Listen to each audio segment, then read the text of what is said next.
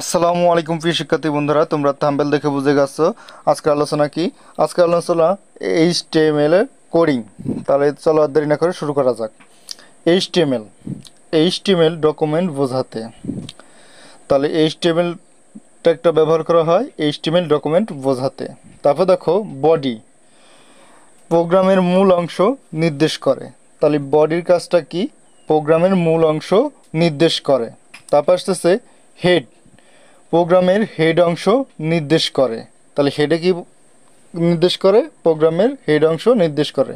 তারপর আসতেছে title, document title বোঝানোর জন্য। তাহলে টাইটেলের কাজ কি? ডকুমেন্ট টাইটেল বোঝানোর জন্য। তারপর আসতেছে H1 থেকে H6, কোনো লেখার শিরোনাম নির্দেশ করে। তাহলে H1 থেকে H6 হলো কোনো লেখার শিরোনাম নির্দেশ করে।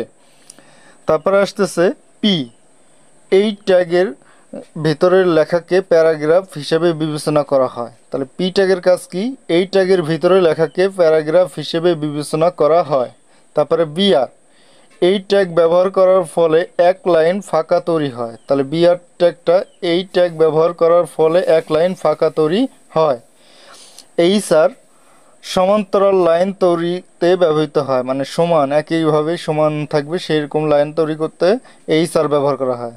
তারপর দেখো বি, বি ট্যাগটা ব্যবহার করা হয় এই ট্যাগের ভেতরের লেখাকে বোল্ড হিসেবে বিবেচনা করা হয়।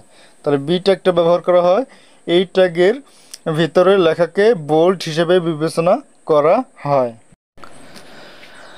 এরপরে দেখো যে ট্যাগটি ব্যবহার করব আই, এই আই ট্যাগটা দ্বারা বোঝায় ইটালি।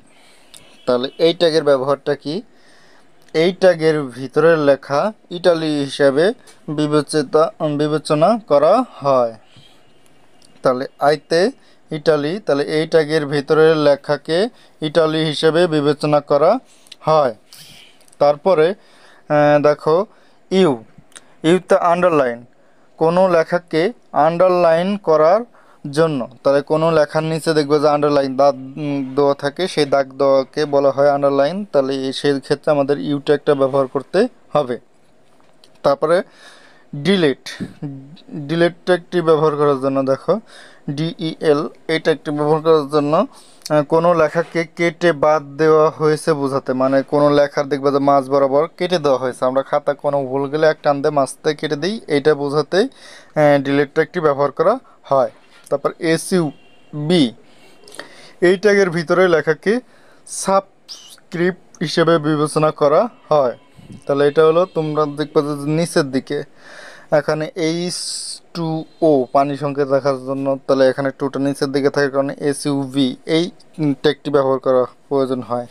তারপর দেখো এসইউপি, এই ট্যাগের ভেতরে লেখাকে সুপারস্ক্রিপ্ট হিসেবে বিবেচনা করা হয়। যেমন আমরা A+B² তাহলে এখানে হয় যে হোল স্কোয়ার উপরের দিকের জন্য বোঝানোর জন্য এই যে এসইউপি এই ট্যাগটি ব্যবহার করা হয়।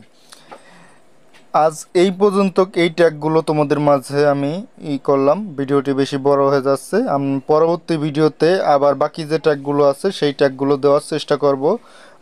তোমরা অবশ্যই পরবর্তী ট্যাগগুলো পেতে অবশ্যই চ্যানেলটি সাবস্ক্রাইব করে পাশে থাকা বেল আইকনটি বাজিয়ে দেবে। আর এই ভিডিওটি বেশি বেশি করে শেয়ার করবে, লাইক কমেন্ট করো। আজ এই পর্যন্ত, পরবর্তী ভিডিওতে আবার দেখা হবে। আল্লাহ হাফেজ।